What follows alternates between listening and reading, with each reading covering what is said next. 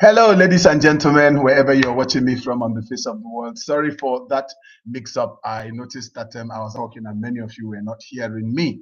And we are going to have an amazing time. This is the inaugural edition of that very that you heard you saw us post on the internet called Kings and Priests, the place where we showcase amazing stories that's going to turn everybody's life around. And this is in recognition of some of the United Nations social sustainable development goals. Yes, this is what we're trying to show in the uh, making things. And one of our themes still says that good in the land. So if you believe that, that is what we believe, and today is no exception to make that happen. So if you're ready like we are, we're just going to start off right now with the United Nations anthem, and after that I'll be right back to take us through the story that we have today. The young lady that we have today will amaze you. She will really, really, really amaze you. But like I said, this is our first edition of Kings and Priests. Yes, we are trying to change the narrative in the marketplace and the narrative in the spiritual front. But wherever you are today, be a part of this. Somebody says, what can we quickly do for you? Very simple. Like this very program, share it, and also subscribe to our channel, and let us together make this an amazing time. Let's quickly do the United Nations anthem, and after that, I'll be right back to take us on this amazing, amazing story. Just stay tuned.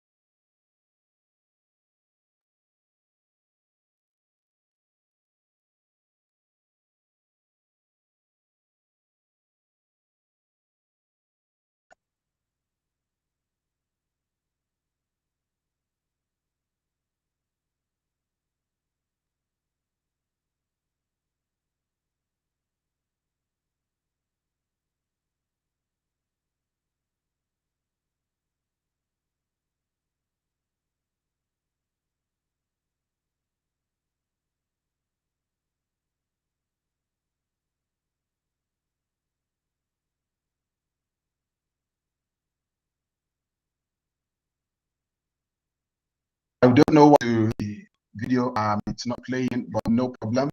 We are going to continue for my guests to come.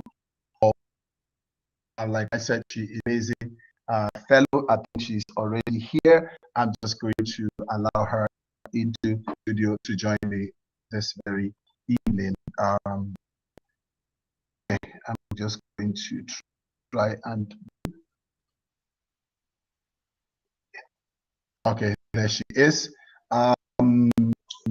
That's an amazing lady. You can see. I don't know. Can you hear me? Can you hear stuff? Yes, I can hear you. I can hear you. Can you hear me? Can you hear me? I can hear you very, very well. It's Okay. good to see you today. I can Good hear to you see you loudly. too. I can hear you very well. Thank you so You're much. welcome to King, first inaugural of Kings and Priests. And let me just give you a illustration of what we out here should do. We are here to just let everyone know that in the land where we believe nothing is happening, something actually be happening. So we are here to showcase people against all odds, making us understand that there is still good land. This is our first. We've been experiencing some technicalities, but we are not able to have all this. You are welcome to the fourth edition of Kings and Priests. Thank you so much. All right. We're right away. I'm just going to ask you this very question today. And the question is very simple. Who is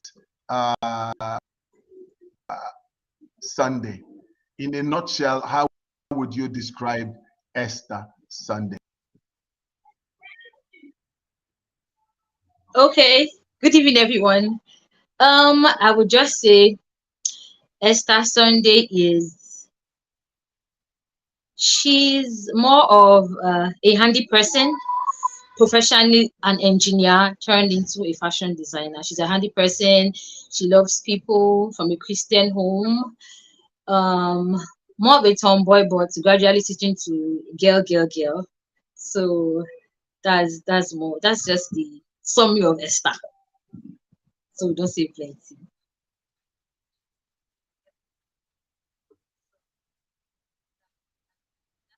Can you hear me? Well, she's more of she's a simple lady, more of a tomboy who later on. I can hear you very well. I can hear you very well. Okay. So, how was your growing up? How was your growing up? Okay. From a family of six, one boy, five girls, and it was a very it's my family is a very loving family. We're very intimate, like we're all so close. So if you ask me if I have a best friend, I'll call all my sisters' name. They're my best friends. They're the people I can't confide in. So growing up was uh was warm. There was so much care. My parents always listened when you had something to do, or when they feel your border, they want to know exactly what is wrong with you so they could sort it out. And then I grew up in an environment that was friendly, not this generation now that everybody's on their own. Back in the days, when you're in a community, everybody's like one big family. So I grew up learning to love, knowing to care. So my childhood was filled with love and care. That's how growing up was for me. I'm here. I know as a pastor, and how does it feel to grow up in a Christian Okay, home? I actually want to talk about that part. So let me talk about it since you brought All it right, up. go Okay, growing up if you want to now say growing up in a Christian home, it was very strict. When daddy says ABC, you don't ask why, you just don't do it. We grew up not daddy not wanting us to always like go so outside the people in your compound, you're not going anywhere. We're not used to going out, like parties, birthdays, hangouts. Even up until now, I'm still not used to it. Like I'm not used to going anywhere. I'm used to just staying. So I think my part of that kind of made me somewhat an introvert. I love up until now, I still love keeping to myself. I'm trying though, but it's kind of difficult. So going up in a pastor's home, everybody's watching you, you do something, the next day you say, I say you're a pastor's child. Before you have a conversation, you want to cross-check the words and sure that you're not put you in trouble.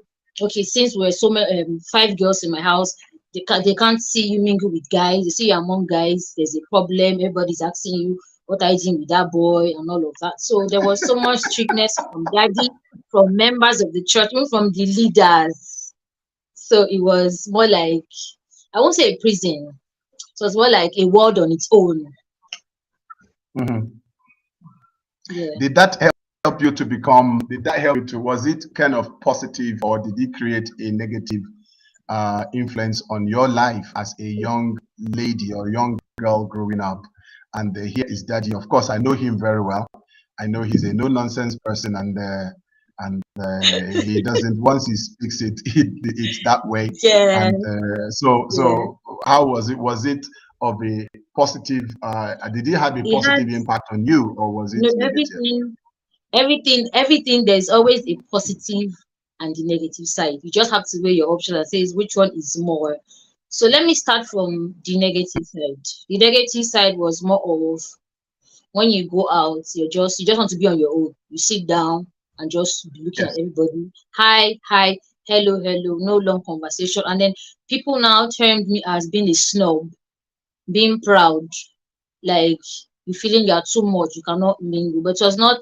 But when you now get to know me, now see that, oh, Esther is not a snob. Oh. She can really like blend and just, so that made me not, because since I didn't always go out, going out was not my thing. So when I Yes. eventually go out, I'll just sit down and I'll just be there from the start to the finish. When programs ends, I carry my bag and I go. And then another thing is, another thing is, it made me like really keep to myself. Like I couldn't really confide in people because when I'm not Mhm. talking to you, I can't tell you anything. And then the good side of it was it brought me and my sisters so like so close. Like especially the four, because we're six, there's a boy and there's a girl, and then there are four other girls. So the other four girls was like, well, like five and six up until now. I can wake up at midnight, I'm feeling somehow.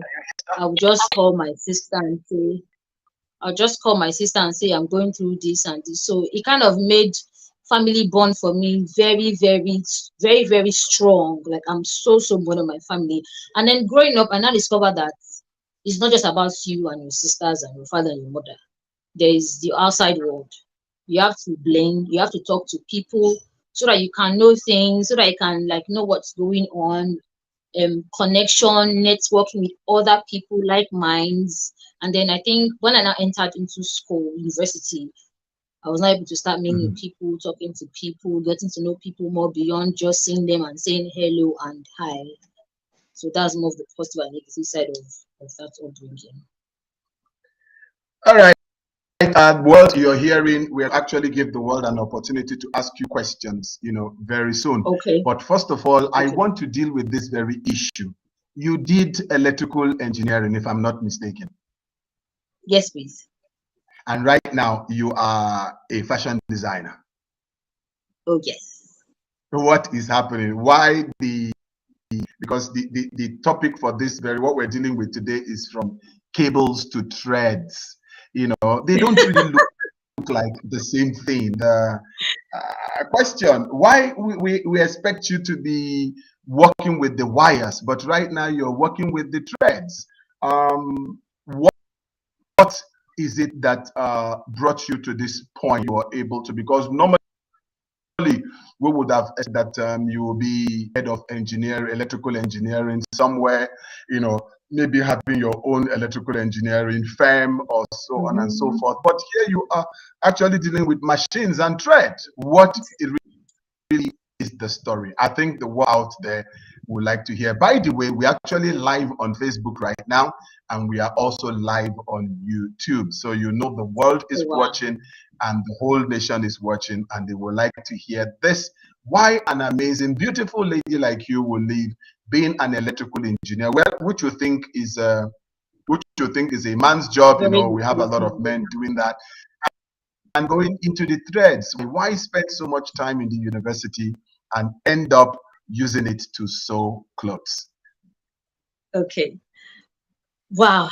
If I actually want to sit and talk about that story, this night will not be enough. So I'll just try and cut it, just cut, and then get to the parts where I am now. So yes, I studied in electrical electronics engineering from Ambosali University, Ekoma. And while I was studying engineering, I was all about engineering because my daddy always asked me, "Are you sure this is what you want?" I said yes, and that was really what I wanted. I wanted engineering, and then electrical. When I got to my finals, they had me to pick my major. I majored in power engineering, and it was very interesting, beautiful. Had my NYSC in the College of Education. I taught electrical engineering. I was so happy. I got back. Then after I got back, searched for a job for a while. Then I got a job with Alcatel company. I was doing telecommunications. It was interesting, it was challenging because I was always on the field, but I was good. And then after working for a while with the company started holding on to my. Can you hear me? Hello?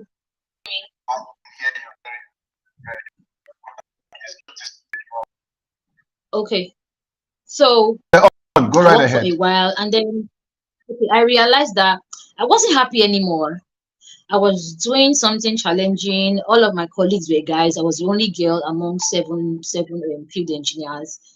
At times I got home 11:30 in the night. There was even one time my dad had to come pick me up from the bus stop because I got back like 12 midnight. They wanted us to stay back, but I said no, I don't want to sleep outside my house. I want to go home to sleep. So I got to the bus stop so late. It was still cold, but I discovered that there was no joy. Like I wasn't feeling fulfilled. I was enjoying the job, but there was no joy. I don't know how to explain that part. I was enjoying what I was doing, but I wasn't filled with joy. I felt something was still missing. So one particular day I was on Facebook. I was just going through Facebook, and then I saw a fashion college. And in fact, all of my spirit just entered it. And I was like, I think I want to go to fashion school, but I just waved it out. And then I realized that even before then, I always loved mixing and matching clothes. I'll take my mommy's wrapper, I'll just do something with it because there was a machine in my house at the time. I'll just do something with it.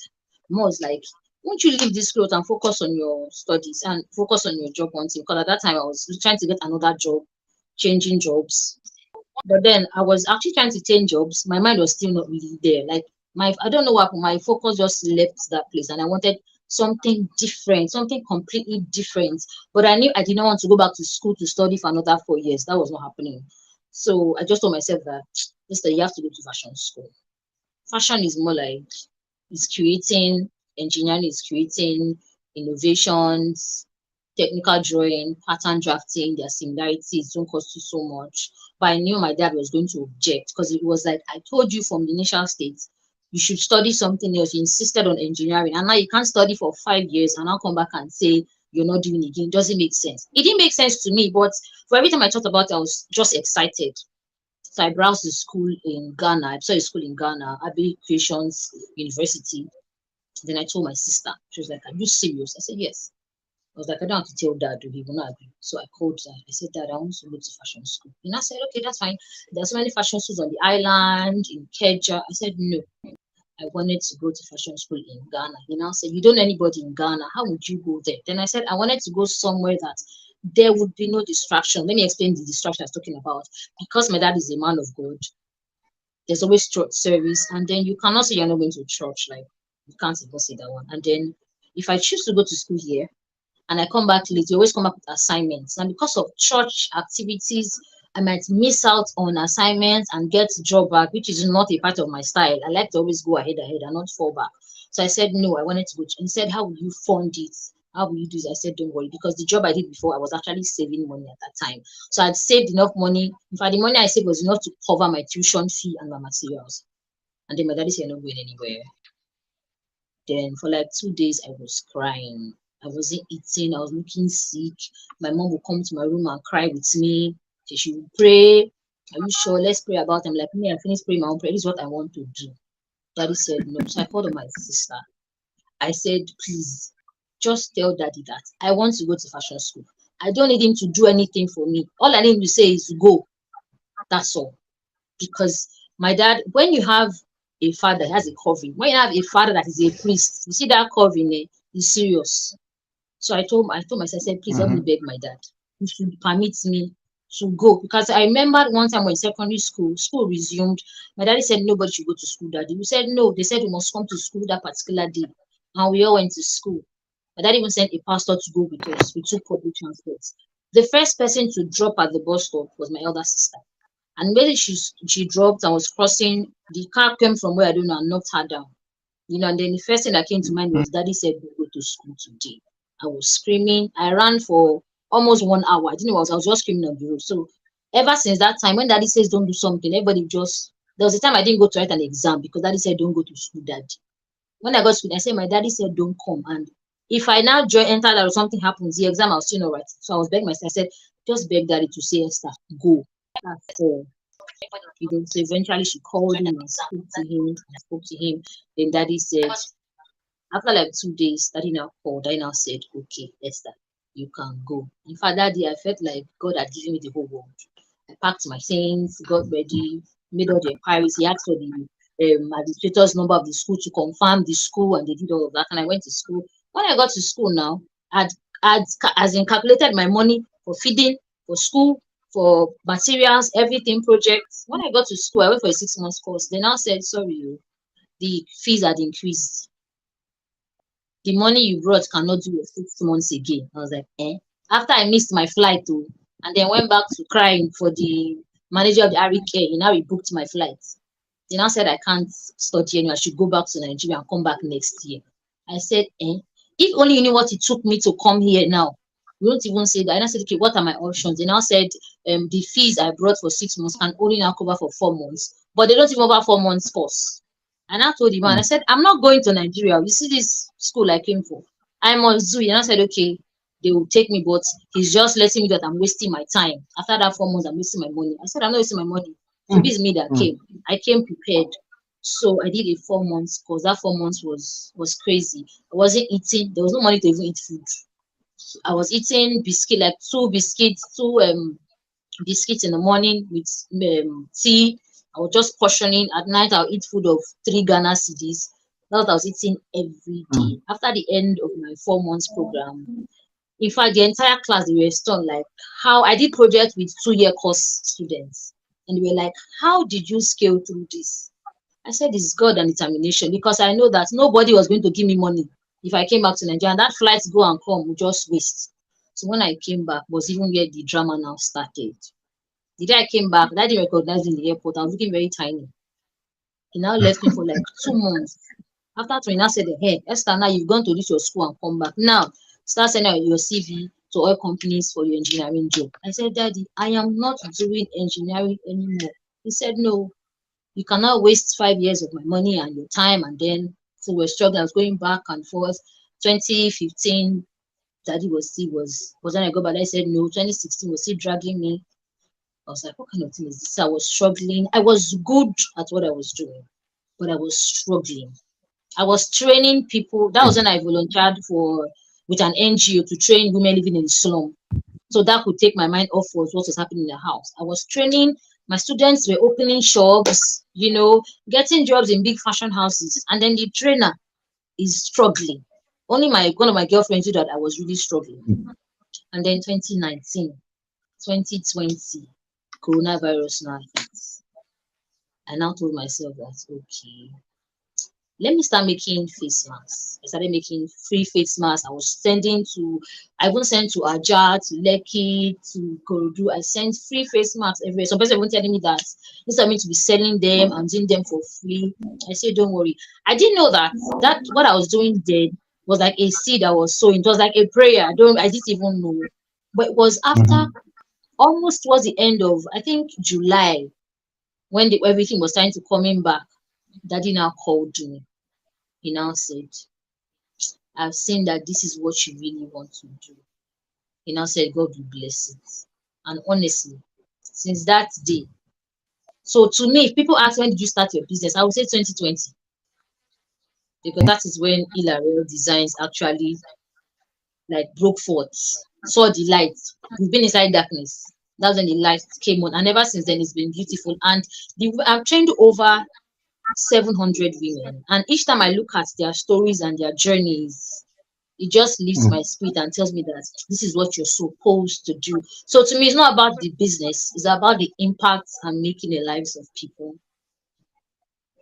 Yes, it's not about the business, it's about the impact that the business makes on the world. Yeah. World, you're hearing this, we are still on Kings and Priests, changing the narrative, bringing all the people who are making massive impact in the marketplace and on the spiritual space. And today you're hearing our inaugural guest, dear Miss Esther Sun. Now, she has told us a whole lot of things, and one of them is the place of spirituality and the Father's blessing in what you do. She was good at what she was doing, but she was struggling. I don't know who you are out there today. You are struggling in what you do. The question is, do you have the blessing of your parents? Because if you don't have the blessings of your parents, you may be good at what you're doing, but trust me, you may struggle for a long time.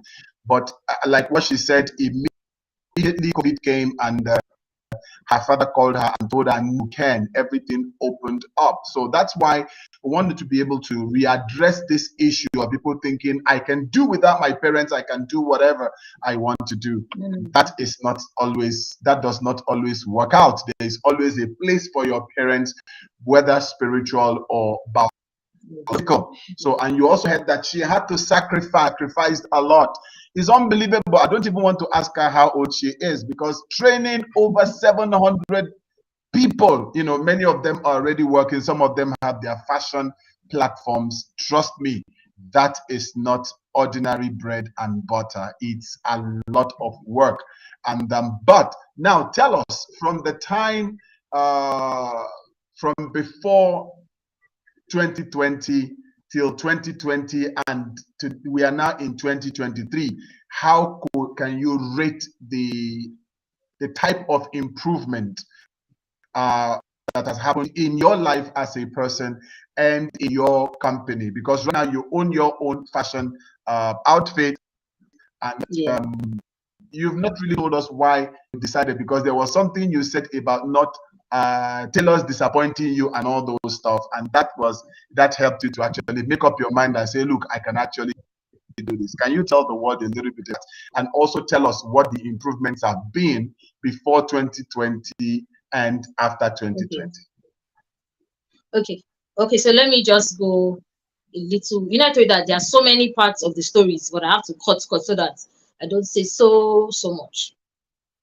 So growing up, tailors, everybody knows tailors. You tell them you have a party or an event next month. They will take the clothes today, and then the next month and the day is not available. I remember my mom would always have her clothes delivered. At times she would even get upset and not go for the event. And then I was in the choir then, they would give us choir uniforms, we give our tailor choir uniforms.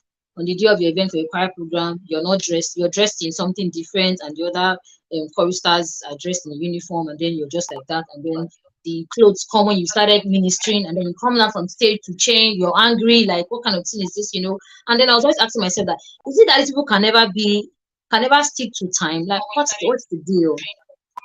And then I was telling myself that someone should be able to actually keep to time. Like, I want this dress next month, so day. Deliver it, that was like a basic problem. So when I decided to say, okay, this is something that can change, and then I went into the space, the first thing I told myself was that, Esther, when you start a fashion company or your fashion brand, you must, number one, keep to time.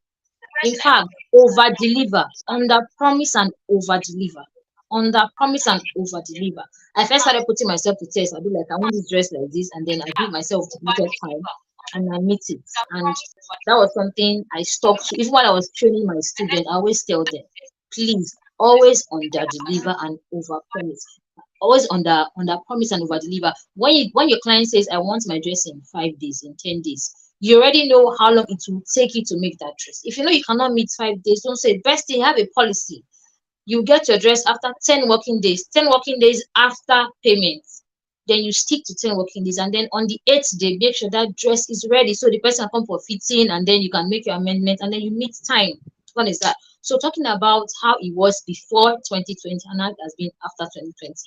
Before 2020, I had customers, like friends, but they always complain. Like, I made the dress, I'm like, this dress is cool. But when they get to get the dress, they be like this, they're always complaining something was wrong, something wasn't right. I'll be like, what is dress? I made it right too. And then I was always having customers that were always underpricing. Like, when I mean underpricing, So it look like you should just carry the clothes and throw it away. And then as a business owner, customer is king. So even if your customer is wrong, you don't just tell them and say you are wrong. No, no, no, no, no, no. You pet them and say it in a very loving way so that they don't end up bad mouthing your business before other people. So I kept asking God that God, I need like good clients, good paying clients, non-toxic clients, because toxic clients can make you ask yourself who sent you to start a business, can make you ask yourself, do you even know what you're doing? Can make you ask yourself, are you sure you even understand this business at all?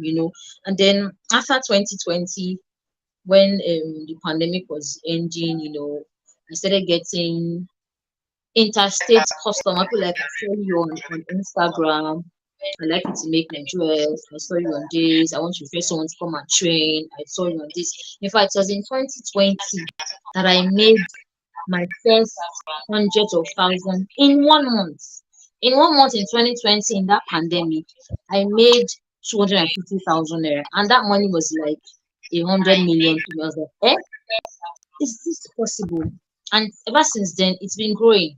It's been growing. And then I've come to realize that it's not even about having 20,000 customers. It's not about having 100 customers. It's about having good paying customers. If you Mhm. have two good paying customers, Yes. VIP customers, my dear, they can beat 100 customers. Oh. When two customers can want to pay you 300,000 naira for two dresses, and then 20 customers are telling you they'll pay you 115, you can't even compare. You just drop them and face. So ever since that period, God has given me like amazing clients. Like I can sell for just 3 persons in a month, and I want to even just chill and just go on a vacation because it has covered all of the stress for the day. So before it was stressful and plenty tension. Right now it is not stressful at all. At all. It's just like you're just flowing and you're just going and going and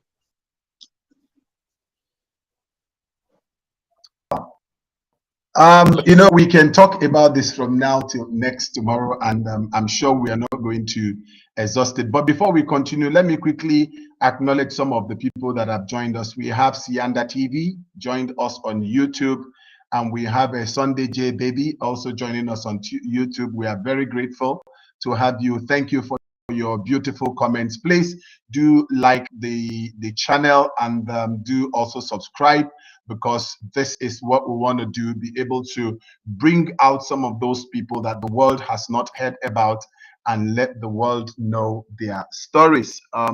That's what we want to do. And so don't worry about that. Even if she's gone off, she's going to come back again. So we want to be able to bring them back, let them come on board what we are doing, come online, and be able to tell the world that in the same country where people think that things are not working well, impact can be done, massive money can be made. But there's something she said which I want to bring here.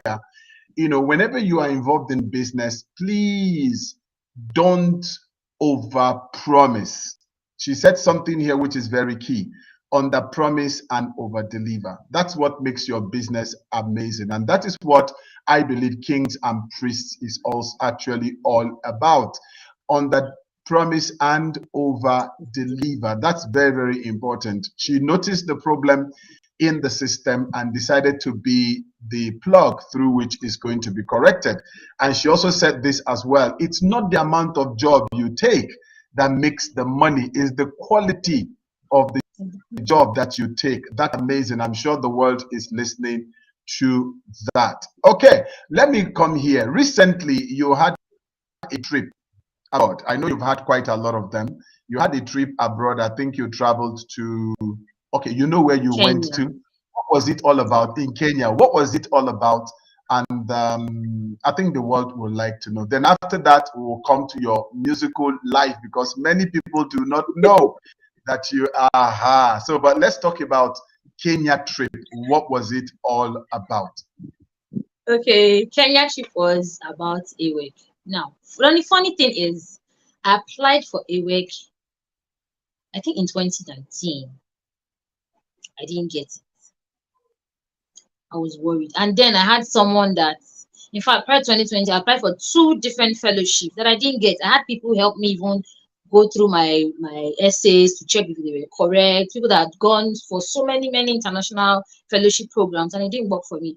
But in 2020, that's why I tell you, you see, 2020 is a year that I will always hold dear to my heart. It was in that same 2020 that I applied for Yale RLC and I got in. It was like, eh? It was after Yale RLC, I applied for AWEC. That's the African Women, what's it called? African Women Entrepreneur Cooperative, yes. And African Women Entrepreneurship Cooperative. I applied that same period and I got in. And it dawned on me that, Esther, true, something has been wrong. Don't forget that I was praying, I was praying before and then. So it did not mean that my prayer, I stopped praying. What just shows that there was the blessing over everything that was missing, and it came.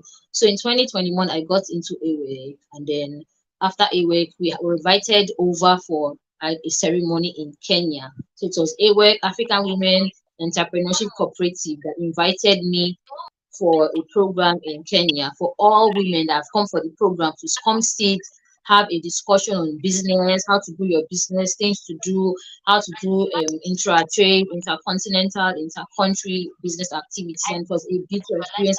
I met some women that felt they had gone through plenty. And when they heard my say that, this girl is strong, like this girl will get mine. So it opened me to another space of people that I was able to and even encourage that, my dear, that you're not doing so well doesn't mean you will not do well. As long as you persist, you're consistent, you're focused. Like what I tell most of my friends, I'll say face front. Because when you face front, you don't get distracted. When you keep looking at what is this one doing? What is this one doing? What is this one doing? You forget what you're even supposed to do. So it showed me more of why I should focus, face my front, and build my business, because nobody build it for me. It is me that will build my business by myself with God on my side and me putting in the work. So that was what Kenya trip was all about. All right, I'm going to ask you, there's a question that came from the audience, from the viewing world, and one of them is, have you ever at any time had a client, really, a client that made you get so upset, you want to throw the job back at them? How did you deal with that kind of situation? Okay, let me talk about this one. Even though this one, I finally had to just do away with the client for my sanity's sake. So in business, even though you, like I said, customer is king, you have to be sane to even attend to your customer. So I had this client. Ladies now, we ladies, man, we are wonderful people. God created us in a marvelous way. So she sent me a picture of a dress she wanted. And then I said, okay, let's send me a picture of you before we do the full consultation and everything about the dress. So now I saw that the picture she sent me was a figure 8. The picture of her, she's nothing close to what's in that picture. And for pictures, excuse me, and for styles, your body posture, your shape, your complexion, your skin tone, there's so many things about you that would tell us as designers if the dress would work for you. And then so I said, why don't we change the style so that it would suit you more? Because I wanted it for her, I think her wedding anniversary. It was a beautiful dress, but it was not a beautiful dress for her. But she insisted that she wanted that exact style. So made the style. It took me like 3 days to actually put the style together. And then I sent it to her. And then she wore it and sent a video. This is not sitting well, complaining about so many things. She sent back the dress. I made the amendment. I sent it back to her. She said, no dress. And I said, I told you from the beginning that this dress will not work for you. And at this point, it was like, I think 2 days to the anniversary. So I called her on the phone. And I said, at this point, the only thing you can do is you would have to use a waist trainer, so that it will push all your body inside. Then we can now fit the dress and then make it work for your body for just that one day, because after you can't wear it, And then she said, okay. And so we did the dress. After the occasion, she now sent back the dress that I spoiled her dress. At this point, it felt like there was fire burning on my head. And I was like, I called my mom. I said, Mom, look at what is happening. I don't like the next thing I might say to this woman, I might just insult her. So please just talk to me. So my mom talked. In fact, she was ministering to me that day. After talking and talking. And I called the lady. I said, okay, what do you want me to do? She now said, I spot her dress. I said, okay, I'll get back to you. So I called her colleague in the office because her colleague in the office was one that referred her to me. So I called her and I explained everything to her. Then I said, no, it's not your fault now. So she now called the lady and spoke to her that this fault is yours. She now said the only thing that will make her not talk or something. She's a big lady. You know, we're very careful of our brands. Because when someone says something bad about your brand before people, the people will not ask what really happened. They only take what they hear, and that is the judgment. She said I'd have to make her another dress. And then I had to look for a style that would work for her. Then I made the dress, and then she paid, I think, 40% of the actual money for the clothes, and then I sent it to her. After that day, I told myself that this business with this person has closed, so that our Nigeria can move forward inside my head and my business can be at peace. I don't like wahala. So after that day, she called. She was like, she has a dress to make. She now sent 5 dresses. The money was good, but I had to give myself sense. And I told her that I'm very sorry at this time. I cannot work with you. And that was it. I didn't even talk plenty. There was no why, the reason. So don't start talking about what has passed. That's how the business just closed. Everybody just went on their own way or mind their business so that nobody's spoiling.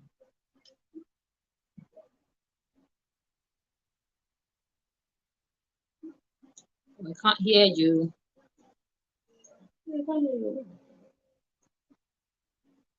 There you have it, world. You heard how No she problem. dealt with it.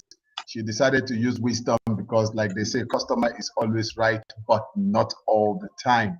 There are some of them you don't need. There are some of them that you need. All right. Before the other questions come, I'm going to ask you this.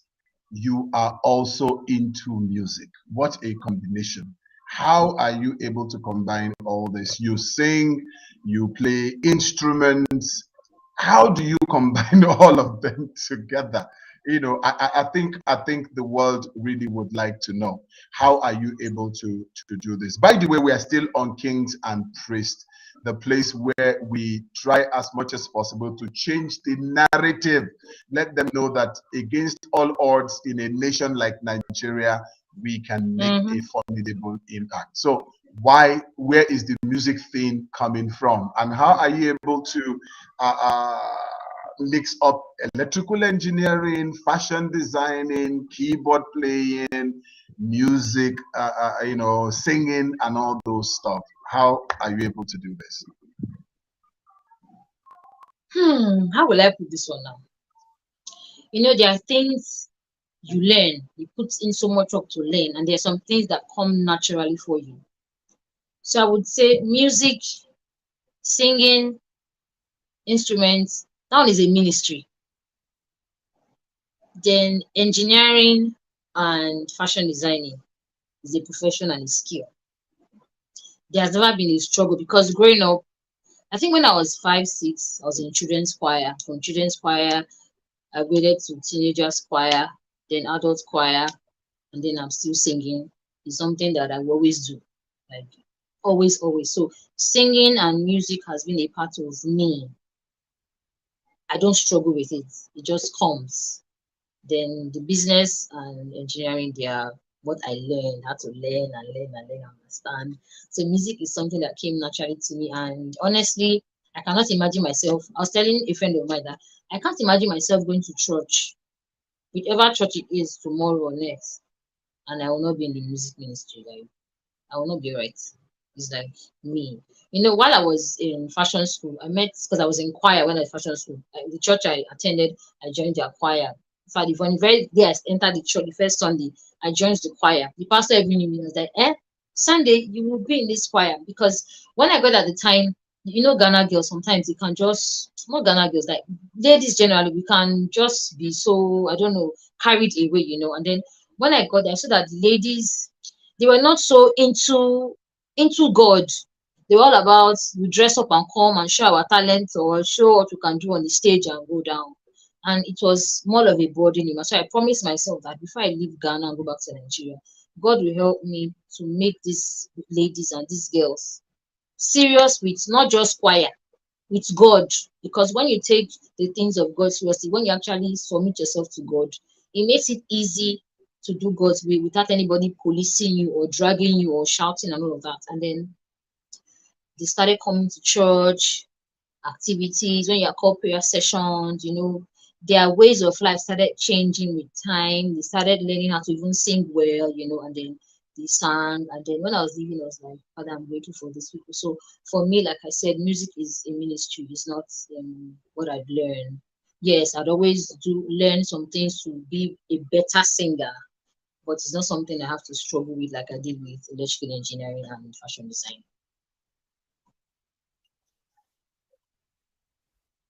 Okay. Question. That person is your sister. She says, how able to deal with insubordination among your trainees, the people, especially all this age. How was I able, I We didn't live get in that. a How was world I able to today what? deal with insubordination. Teenage children who believe that the world is already Hmm. made, and here you are telling them, no, no, no, no, no, you have to do it this way, and they're like looking at you like, what's wrong with this small girl? How were you Okay. able to deal with insubordination? With with the ones I trained, or the Yes, ones I okay, the girls I trained in the slum. the ones you, yes, Oh, well that one, deal with my insubordination. train in the slum was that one is another story. But let me just shorten it. When my friend called on me to help her with her um NGO, she was like, Esther, how much will I pay you? I said, you can't pay me. Let me just come and see what you're doing. Let me actually understand what you're doing, because there are so many NGOs that are not NGOs. They're just money making organizations. So I got there. That was my first time of entering Makoko community. Makoko is the largest slum in Africa, floating on the water. So I went there. I saw young girls, 14, 15. Some of them are pregnant, some of them already have children, all because there's no focus, there's no education, there's no girl child advocacy, there's no cultural stuff that is making them know what they're supposed to do and all of that. So like, okay, let's say I go. So we started. The one we started, the girls don't even speak English. I don't speak another language but my English. They speak French and Yoruba. So we had to get an interpreter. But before then, my very first set for 6 months, I tried to understand what the problem was. And also that was not just about learning fashion design first. They don't even know ABC, and then most of them be like, they want to go home. And it is a community where girls would be paid 200 naira to have sex just because they need to eat. And then they feel if sleeping with you make you give me 300 naira, let's do it now so I can eat food. It was that bad. So my going to that place actually taught me patience, like serious. I think that was one of the things God had to teach me during that process. I learned what it meant to be patient with people, because at times you'll be in class, you teach for 1 hour. When you're done, they can't remember one thing you said, like one. So it's like you spent 1 hour talking to yourself. Then you have to start again. And then, so when they come to class every time, I'm like asking questions. What happened yesterday? And then they're interpreting. The ones that can speak little English in pidgin, they'll interpret for me. And I now saw that it's not just about fashion designing. Even trace them even to their houses, their parents. What do you see for this child? Some will even tell you, leave my child alone. All I want her to do is to get married and have children, and selfish. They will tell you to your face, Mm. leave my child alone. It was really, really, really, really hard. But after the first set, we started with 50 students. At the end of that session, 20 graduated. One part of me was sad, one part of me was happy that at least we had people that graduated. And then the ones that graduated, we had like some of them start their own little business. Some of them got jobs with other fashion houses. And then it dawned on me that this is going to take time. Rome was not built in a day. It's one step at a time. And so that's how we kept doing it. And then as the days and months and years went by, we started understanding precisely the problem, how best to face it. The pregnancy rate was now dropping, was going down, and so it was not an easy journey. But I'm grateful to God for how far I've come.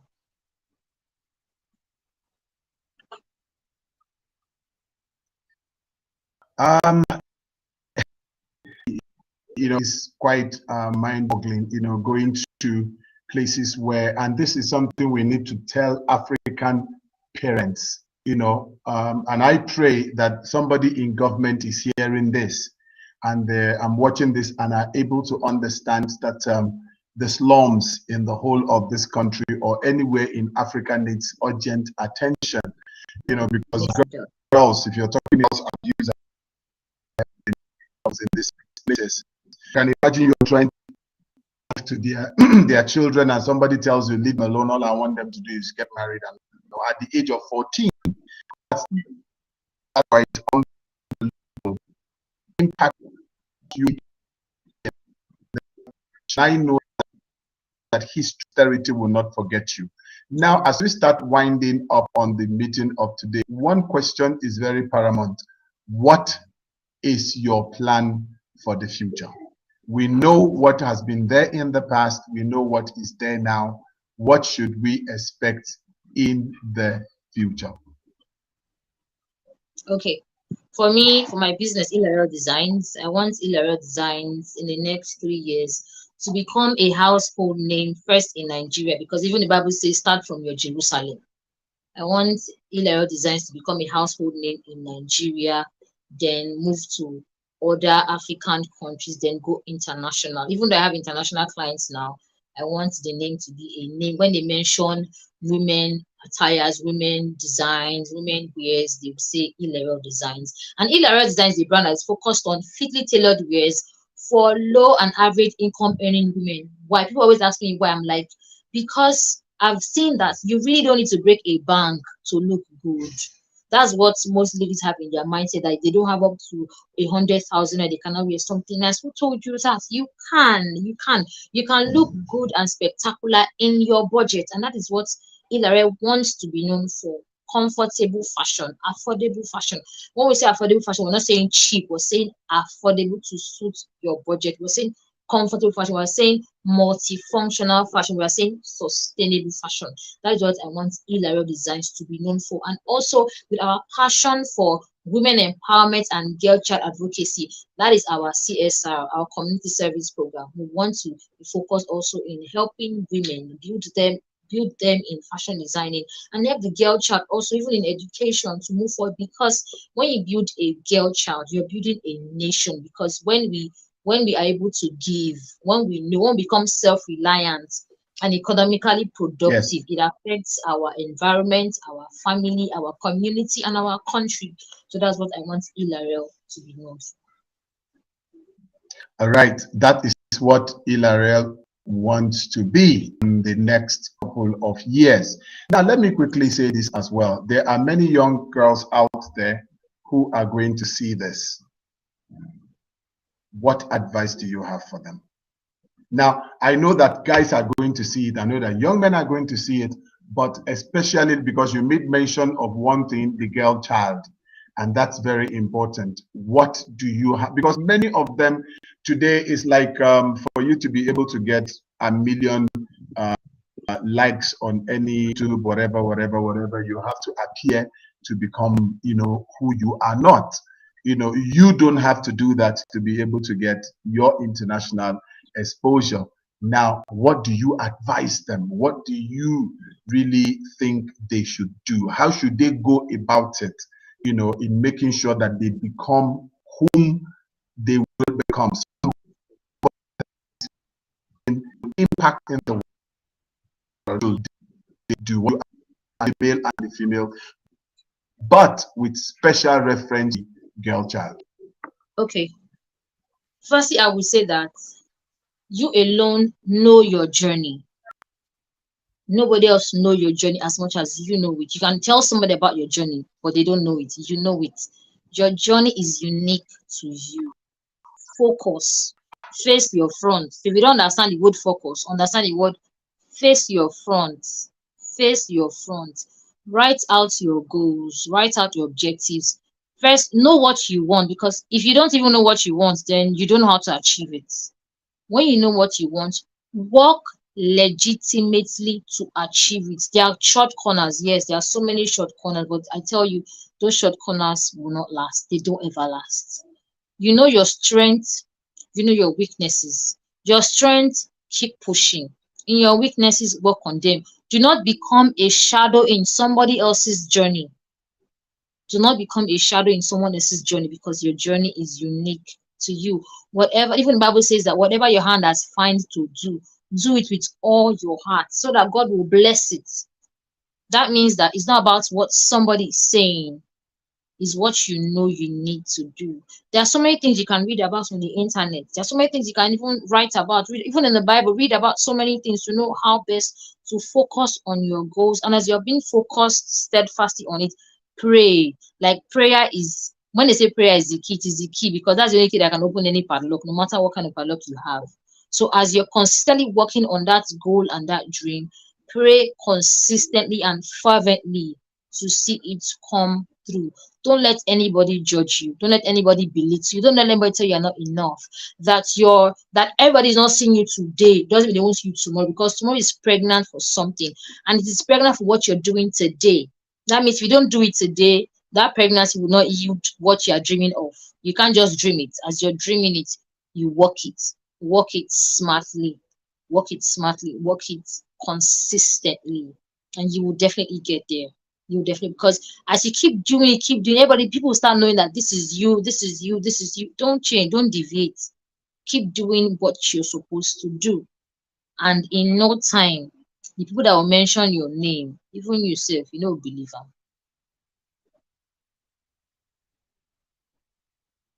Thank you very much for that. If you're given an opportunity to give people 5 different steps you would want them to imbibe in getting to the top, what will these steps be? First is be true to yourself. You have to be true to yourself. This is it. It's not the one you say today, tomorrow you change. Be true to yourself. Secondly, nobody around you is useless. Nobody. Because tomorrow you might need one of those people. But if you have shown them that they are not useful, you cannot call on them tomorrow. Number 3, pray. When I mean pray, I mean pray it. Pray it and speak it. As you're praying it, you speak it into existence. And then number 4, walk the step. Now, it's only for you to say, I want to do this, I want to become this. If you don't do the things you need to do, it's just like you say, okay, I want to post something on Facebook. I will post. I will post. You did not pick up your phone to type the message and press post. You won't post it. Even if you want to use an app that will schedule the post, you have to go to that app, type it there, and fix the time that would post it. So it means that you have to work it. Work it. The last one is do it afraid. There will never be a perfect time. Let me just tell you, there will never be a perfect time to execute. So as long as, or as soon as it comes to mind, execute. Do it afraid. Do it. If you do it afraid once, you see that fear vanish. You won't see it again.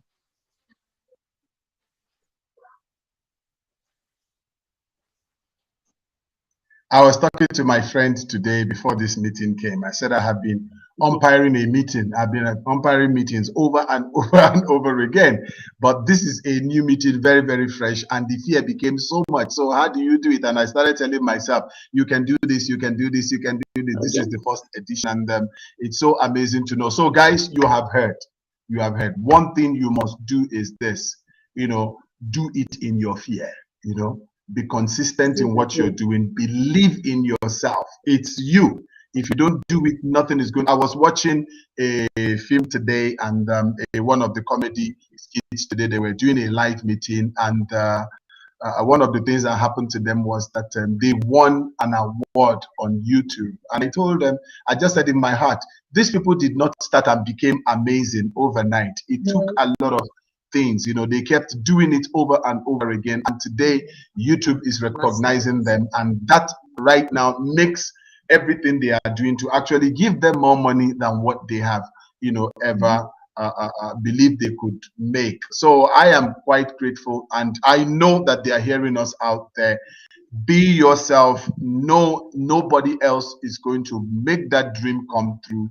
Secondly, there is nobody around you that is useless. No, no, nobody. And she said something. Pray. I don't know what you're praying to, but pray. That's very, very important. You cannot do without prayers in whatever you do. And be consistent in what you are doing, because when you're consistent in it, somebody somewhere is going to see it and ask, who is this? So these are the things that I believe you need to do. And we are quite grateful to God that we're able to have Esther Sunday joining us today. Our prayer in Kings and Priests is that every of your dream will come to pass. I was actually expecting to have one of our bishop friends from Port Harcourt today to pray for you, but he said that there were internet challenges also, and then that is the reason why he is not on the call tonight. But we want to trust the Lord that every of your dreams will come to pass, and that you are not just going to customers from just going to get 2 countries, but you are going to be a global phenomenon that's going to touch life all across the nations of the world. So we are very, very glad to have you on this inaugural edition of Kings and Priests. What we simply want to do is to be able to go out there and bring those people who, against all odds, are making a massive impact on the space, on the market space, and the spiritual space of our country, Nigeria. And very soon, maybe now holding our meetings, our live broadcast from other parts of the country and other parts of the world. Yes, this is just the inaugural session. We understand these things happen, and it's just one of those things in the formative years, but definitely we know that it's going to get better when we come back again. And for those of you who joined us on and joined us on WhatsApp or YouTube, thank you very much to us. Like I told you already, please do like this meeting, share it on your social networks, and subscribe to that channel, because trust me, the person I'm going to be bringing next week is going to blow your mind. Yes, we are going to be here every week, and trust me, you will be shocked at who we are bringing, because indeed we are sniffing at every direction and looking for the people that are making massive impact. Look at our guest today. During COVID, when people were looking for handouts, she was not really looking for handouts. Instead, she was giving those things out, making sure that people are trained. She went to the slum where many of us will not go to. She had language constraints. She had a way of overcoming it. And today, an amazing fashion outfit has come out of that. Now, as I bring this meeting to a close, my question is, what is it that you have? What is that thing that you have that you are thinking about? How do I go about it? Now, what are you ready to do? You have heard the story. Electrical engineer turned fashion designer. Somebody said something about it, talked about a chemist who also, became something else. I used to tell people there are many cooks, many chefs today who are in the court trying to argue one case or the other. We have a lot. I remember the story about one of my pastor friend told me about where he went to London, and this woman was looking for an administrating job, looking for an administration job. Look, nothing was happening. And he invited this man over for lunch. And when they got to the house for lunch, after the guy ate the food, he was like, "What? Who cooked this food? Did you buy it?" He says, "No, I made the food." And she says, "You're not sure?" He said, "No, I'm telling you, I made the food. I cooked very well." Then the guy said, you're not looking for a job. You're not looking for a job because this is a job. And today, that woman has one of the biggest Nigerian restaurants in the whole of London, England. So there are many, many things we need to change. For the fact that you read it in school does not mean it's going to put food in your table. You know. True. So let us do that. Here, the CEO of Ella Real, my goodness, you can't look. She is simply telling you you can go from being a cable carrier, a connector of wire, to, you know. I remembered when I was listening to your watching your story. You said, look, whenever you are drawing, you know, it's like you're actually doing the electrical thing. You know, you have that when you're doing your sketching and all those stuff, and that really caught my attention. So, guys, we can make this happen. We can turn this country, you know, and let people know that we're not dependent on any person who is the government. We have something on the inside of us that we can use to make this country a better place. So we are glad having you on the call tonight. Like I said, we're so grateful to God for you, and then by the grace of God, we are going to bring you back soon. And maybe pretty soon we roll the cameras to your office and see what is happening there and show the world what exactly you are doing. So once again, thank you for being my first guest. Thank you for having me. God bless you as we continue to monitor the great job that you are doing. Have a lovely evening. You too, Dan. All right, ladies and gentlemen, I want to thank every one of you for joining us this evening on this episode of the first episode, like I said, of Yes, we have a beautiful story of our first guest today, Miss Esther Sunday. That already you thinking who is going to be next. Yes, the next person might actually be you. You come to me if you have a story to tell. And products you want to put your 30 seconds advertisement, your 1 minute advertisement to put on this very program, please do so. We are here to stay every week. We are going to be bringing you other editions of this very program. It's a talk show. We just want to be able to let everyone know that in the midst of the crisis, in the midst of the needs, in the midst of the challenges, we can actually pick up a part of our lives and make a great impact in the world. You can make it happen. I can make it happen, and we can make it happen. Thank you very much. Like, if you want to reach out to me, you can drop me a message out there. I am going to check it and I'll get back to you. And then, but if you want to get back to us through WhatsApp, it is +27 62 391 0403. Once again, is +27 62 391 0403. Or if you want to call me on 070 188 88690. I call it one more time. It is 070 188 88690.